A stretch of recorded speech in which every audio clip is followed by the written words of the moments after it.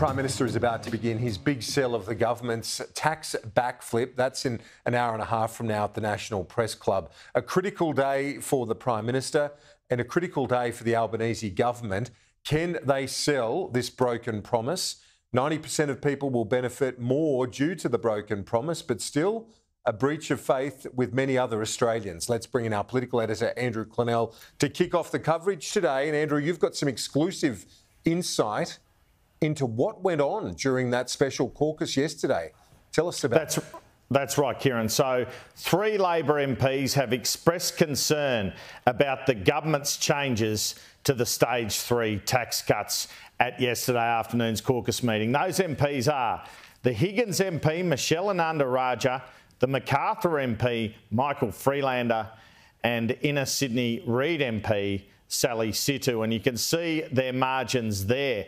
Michelle Ananda-Rajah has one of the top 10 seats in the country when it comes to those who earn over $180,000. I'll show you those figures in a moment. But let me tell you about caucus first. Ms Ananda-Rajah, according to my caucus sources, expressed concern at the changes. Mr Freelander said the tax cut changes were a risk to the integrity of the government. He used the word integrity. And Ms Sitou told caucus that she had constituents with $2 million homes who had $1 million mortgages and they did not feel rich. Now, interestingly, Anthony Albanese and Jim Chalmers told the caucus that they should avoid at all times MPs describing this as about class warfare.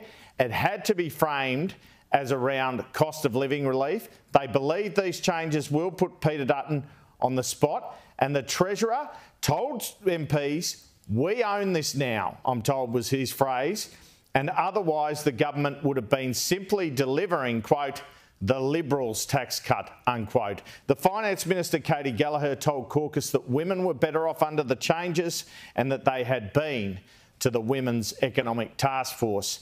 Overall, it has to be said, Kieran, caucus was very much in support of the proposals, but we had those MPs who expressed concern about what this meant for the government's standing. Now, let's have a look at the top 10. These are figures from Australia Institute a couple of years back. Top 10 seats in terms of those on more than $180,000 a year, who are having $4.5 grand taken off them per year because of these changes. Wentworth, Allegra Spender, she won't support the Stage 3 tax cut changes. That's because 15% of her electorate is on over 180. Warringah Zali Steggall, same. She's indicating she won't support them. It is a problem for the Teals, this, as much as it is a problem for some Labor MPs. North Sydney, Kylie Tink, don't know her position. Curtin Kate Chaney was on with Kieran yesterday, indicated she supported the changes. Bradfield, Paul Fletcher, Liberal, but in a close Teal contest. Kooyong, Monique Ryan supports the changes. Dangerous political ground for her. A Teal, obviously. Goldstein, well, the local member there, another Teal, has indicated she would support the changes. Higgins, Michelle Ananda-Rajah, well, now we see why she speaks out. Josh Burns in McNamara has concerns, but he's up against the Greens and they don't want any tax cuts for the rich at all. Grainler, again against the Greens, and that's Anthony Albanese.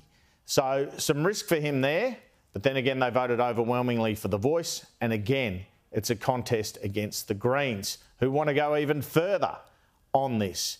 However, this presents Peter Dutton with an opportunity.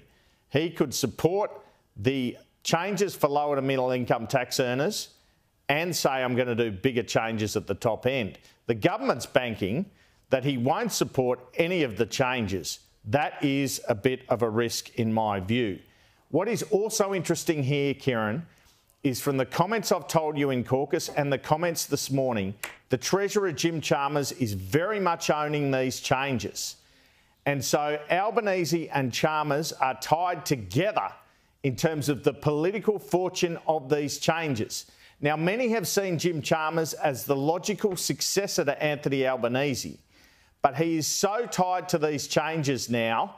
If these cause a political issue and bad polling for the government, he's as tied to them as the Prime Minister. And he made clear this morning, the Treasurer, that it was kind of his idea. We know he lobbied for it a year ago and spoke publicly about the prospect of changing the Stage 3 tax cuts.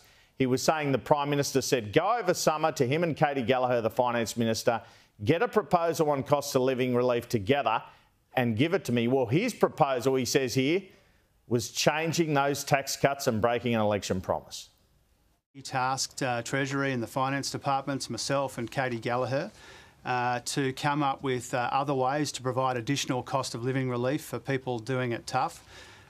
We obviously have been thinking over the summer period about how we do that. We received the Treasury advice and we changed the government's position on Tuesday of this week when the Cabinet agreed to the new tax cuts. So you had this extraordinary scene of the Treasurer in Canberra going from TV studio to TV studio in Parliament House, copying it from interviewer after interviewer over the broken promise, including from our own Peter Stefanovic. There's more than 1 million people who are not going to be better off, so do you apologise to them? I'm glad you asked me about that, Pete, because all 13.6 million Australian taxpayers will get a tax cut. Like, how can the public possibly lean on anything you say and take it as gospel? You took this to the election.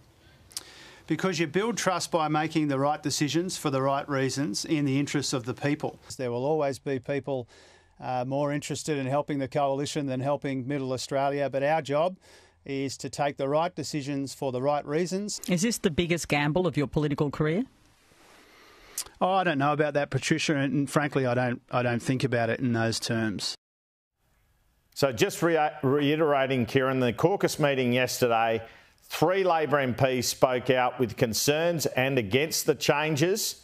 Overwhelmingly, caucus supported the changes, however, and the Prime Minister and Treasurer said that Labor MPs should avoid at all costs any discussion on class warfare and tell people in their electorates this is solely a cost of living measure that the government is involved in.